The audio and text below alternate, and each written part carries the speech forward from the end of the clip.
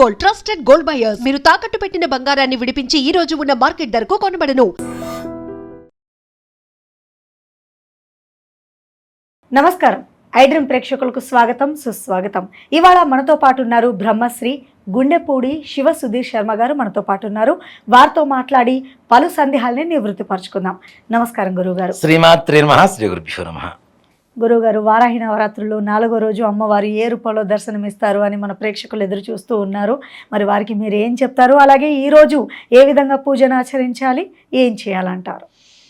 మనకి ఆషాఢ శుద్ధ చవితి, చతుర్థి అని కూడా అంటుంటాం, 4వ రోజు నాన్న.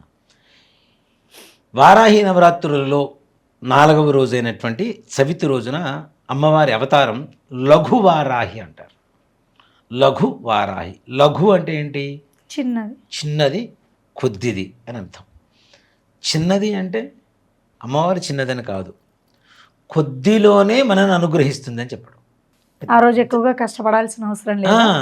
ఇంకొంచెం కష్టపడితే ఇంకెంత అనుగ్రహం ఉంటుంది, అవునా?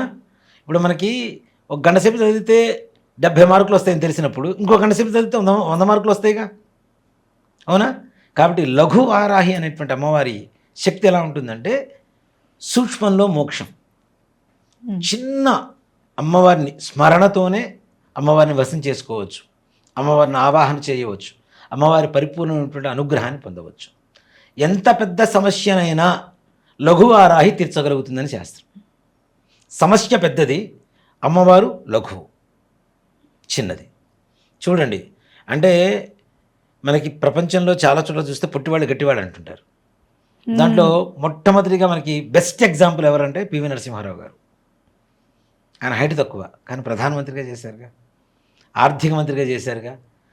భారతదేశం ఆర్థికంగా చితికిపోతున్న సమయంలో ఆయన ప్రధానమంత్రిగా మారి ఆర్థికంగా బలపరిచారు మన భారతదేశాన్ని. అంతటి జ్ఞానవంతుడు ఆయన. అందులోనూ మన అదృష్టం ఏంటంటే అచ్చమైన స్వచ్ఛమైన తెలంగాణ తెలుగువాడు. అది మన అదృష్టం. ముఖ్యంగా చెప్పాలి అంటే ఎంత ఎత్తున్నాం, ఎంత పొడవున్నాం, ఎంత లావున్నాము, ఎంత బలం ఉంది అనేది కాదు, ఇక్కడ ఎంత ఉంది అని చెప్పేదే అసలైన జ్ఞానం కదా. మనిషి ఎంత ఉన్నాడు అనేది తీస్తే మనిషి లోపల విషయం ఎంత ఉంది అనేది కావాలి, లోతు ఎంత ఉంది అనేది కావాలి. అలాంటిదే లఘువారాహి. ఈ లఘువారాహి అమ్మవారు చూడటానికి ఎంత ఉంది, ఎలా ఉంది, ఇవన్నీ తీసి పక్కన పెడితే అమ్మవారి శక్తి అతీతమైనటువంటి శక్తిగా చెప్పుకోవచ్చు. ఈ అమ్మవారికి ఆరాధన చేయడం ద్వారా మనకి భూత ప్రేత పిశాచ బాధలు తొలగిపోతాయి. ముఖ్యంగా ఆత్మఘోషలు బట్టి చాలామంది బాధపడుతూ ఉంటారు, ఊగిపోతూ ఉంటారు. చూడండి, ఒక నెగిటివ్ ఒక పర్సన్ దగ్గర ఉంటే పాజిటివ్ పర్సన్ ఎదురుగా కూర్చోలేరు, కూసేపు మాట్లాడలేరు, కళ్ళల్లో కళ్ళు పెట్టి చూడలేరు. ఒక దేవాలయానికి, ఒక ప్రార్థనా మందిరానికి ఎక్కడికి వెళ్ళలేరు. వెళ్తే ఆటోమేటిక్గా ఆ నెగిటివ్ బయటికి కొడుతూనే ఉంటుంది. లోపలికి కూడా తొందరగా అడుగు పెట్టనివ్వదు, దేవాలయాలు కూడా తొందరగా అడుగు పెట్టనివ్వదు, అవునా? అంటే ఆ నెగిటివ్ అనేది అంతా ఉంటుంది. ఈ నెగిటివ్ ఎలా వస్తుంది? ముఖ్యంగా అనేక రకాలుగా భూత ప్రేత పిశాచాలు. భూతం వేరు, ప్రేతం వేరు, పిశాచం వేరు. కోరికలు తీరకుండా పోయేటువంటి వాళ్ళనేమో పిశాచాలు అంటాం. ప్రేతాలు అంటే చనిపోయిన తర్వాత వాళ్ళకి మనకి మధ్యలో ఏదైనా బంధం ఉన్నా, గొడవలున్నా పట్టేటువంటి వాళ్ళని ప్రేతాలు అంటాం. భూతాలంటే ఎట్లా ఉంటాయి? చిల్లర పనులు చేయిస్తూ ఉండే మనతో, వాటిని భూతాలంటాం. భూతం, ప్రేతం, పిశాచం మూడిటికి వ్యత్యాసాలు ఉన్నాయి తప్పనిసరిగా. వీటిల్లో భూతంతో పెద్ద సమస్య లేదు. ఓ మాట చెప్పాలంటే ప్రేతంతో పిశాచంతోనే ఎక్కువ బాధలు. ప్రేతాత్మ పట్టిందంటే ఎంత గందరగోళంగా ఉంటారు నాన్న ఇవాళ రోజున, అవునా?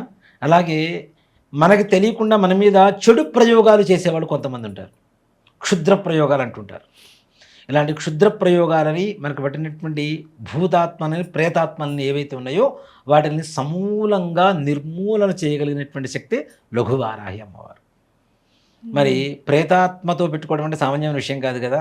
కానీ ఇక్కడ వారాహి అమ్మవారు లఘువు, సమస్య మాత్రం చాలా పెద్ద, జటిలం కదా. చూడండి, అమ్మవారు లఘువు, సమస్య జటిలం. అలాంటి జటిలమైనటువంటి సమస్యను కూడా తీర్చగలిగినటువంటి శక్తి లఘువారాహి. ఈ లఘువారాహి అమ్మవారికి నిజంగా ఇందా మనం చెప్పుకున్నట్టుగా ధూపం అనేది చాలా ప్రధానమైనటువంటి అంశం నాన్న.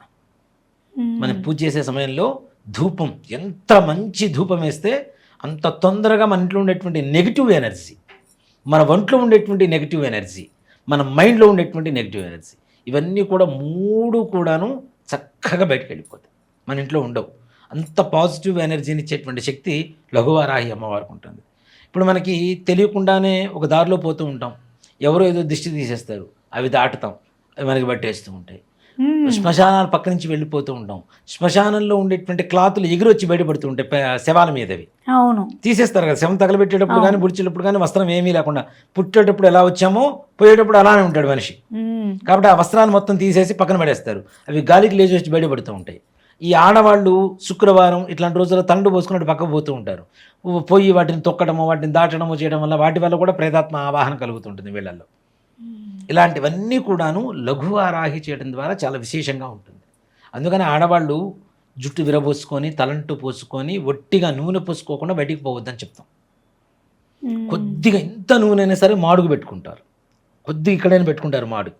అలానే అరికాలు కూడా కొద్దిగా నూనె పోసుకుంటారు, లేదా కాటుకన్నా పెట్టుకొని పోతారు. ఇలా పోతే వాటికి ఇక్కడ సింపుల్ నాన్న, చెడు ఎక్కడి నుంచి పడుతుంది మనిషికి? వెంట్రుకల నుంచి పడుతుంది. పుణ్యం ఎక్కడి నుంచి వస్తుంది? పాదాల్లో ఉంటుంది. చేసిన పుణ్యం అంతా పాదాల్లో ఉంటుంది, బొట్టిన వేళ్లలో, చేసిన పాపం అంతా తలలో ఉంటుంది. అందుకని వెంట్రుకలు కూడా మనం దేవుడికి వెంకటేశ్వర స్వామి దగ్గర పోయినప్పుడు తల నీలాలు ఇచ్చొస్తారు. అవునా? చేసిన పాపాలు మొత్తం దీనికి అంటుకొని ఉంటాయి, మైండ్కి అంటుకొని ఉండేది ఇవే కదా, ఇవే కదా. సో కాబట్టి పాపాలు మొత్తం తలలోనే ఉంటాయి. చెడు కూడా ఆవహించడం తల ద్వారానే, వెంట్రుకల ద్వారానే ఆవహిస్తూ ఉంటుంది. కాబట్టి తప్పనిసరిగా జుట్టు ముడి వేసుకోవడం, జడ వేసుకోవడం, ఇవన్నీ కూడా సిస్టమ్స్ మన వాళ్ళు ఏదో అలవాటుగా చెప్పలేదు నాన్న. దాంట్లో ఒక సైన్స్, గొప్ప సైన్స్ అనేది ఉంటుంది. దాన్ని పట్టుకొని తీసుకొని చెప్పారు తప్పితే ఏదో నోటికొచ్చిన మాటలాగా చెప్పలేదు. ఇట్లాంటివన్నీ కూడా మనకు తెలియకుండా జరిగేటువంటి ఏవైతే ప్రేతాత్మ ఆవాహనలు, ఆవహించడాలు, భూతాలు, పిశాచాలు ఇట్లా ఏవైతే ఆవహిస్తుంటాయో, ఏదైతే చెడు ప్రయోగాలు మన మీద జరుగుతుంటాయో అలాంటివన్నీ కూడా పోవడానికి ఈ లఘువారాహి చాలా చక్కగా ఉపయోగపడుతుంది. లఘువారాహి చవితి రోజున పూజ చేసి చక్కగా సాయంత్రప్పుడు కూడా అమ్మవారికి చక్కగా పూజ చేసి, ఈ అమ్మవారికి నివేదన కూడాను మనకి ఈ కోస్మీర్ అంటారు నాన్న. కోస్మీర్ అంటే కర్ణాటకలో కోస్మీర్ అంటారు దాన్ని, కన్నడ భాషలో పెసరపప్పు, నైవేద్యం పెట్టకుండా ఉన్నటువంటి కొబ్బరికాయ పగలగొట్టి దాంట్లో కొబ్బరి, కొద్దిగా పోపు తిరగమాత వేసి, దాంతోపాటు కొద్దిగా నిమ్మకాయ పిండి, ఉప్పు కారం వేసి అమ్మవారికి నివేదన పెట్టాలి. ఇది ముద్గం అంటారు, ముద్గ నివేదన అంటారు. ఇది నివేదన పెడితే అమ్మవారికి చాలా విశేషంగా ఉంటుంది. అమ్మవారు అది స్వీకరించి మనకుండేటువంటి సమస్త భూత ప్రేత పిశాచ బాధలు, ప్రయోగ బాధలు ఇట్లాంటివన్నీ కూడా సమూలంగా నిర్మూలన చేస్తుందని చెప్పి శాస్త్రబద్ధంగా ఉంది. కాబట్టి చవితి రోజున ఇలాంటి పూజ చేసుకొని చక్కగా ఇందాక చెప్పినటువంటి ఓం ఐం గ్లౌం ఐం వారాహ్యే నమః అనేటువంటి మంత్రాన్ని జపం చేసుకొని, శివపంచాక్షరి మంత్ర జపం చేసుకొని చక్కగా లఘువారాహి పరిపూర్ణమైనటువంటి అనుగ్రహ కృపాకటాక్ష వీక్షణలు పొంది అందరూ తరించవచ్చు. చాలా చక్కగా తెలియపరిచారు గురుగారు, ధన్యవాదాలు. శ్రీమాత్రే నమః, శ్రీ గురుభ్యో నమః. And for more videos, Please subscribe to iDream. Please subscribe to iDream. Please subscribe iDream. And please subscribe to iDream. For more videos, subscribe to iDream. please like, share and subscribe to the channel. Congratulations, iDream.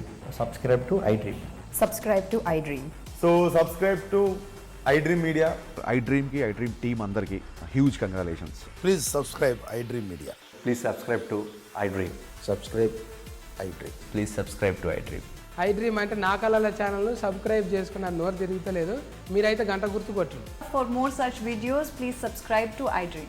Subscribe to iDream. Please subscribe to iDream. Please subscribe iDream Media. Please do subscribe to iDream. Please subscribe to iDream Media. For best entertainment and information, please subscribe iDream. And don't forget to subscribe to iDream.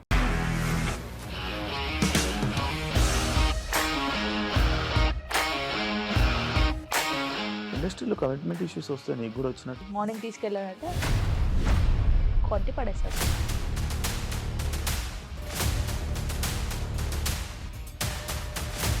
కళ్ళు కూడా చూడలేదు ఈ cinema అని చెప్పడానికి కూడా చాలా ధైర్యం కావాలి. అది నిజం కదా, దాంట్లో ధైర్యం ఏంటి? ఇది నెక్స్ట్ డే ప్లేట్ మార్చేస్తే తప్పు కదా. As of now we are comfortable this అని నేను అనుకుంటున్నాను. రష్మిక గారిది మీది ఒకే ఊరంట కదా. నీకు కోపం వచ్చిందంటే బాగా తిట్టేత్తరా? తిట్టేద్దామండి.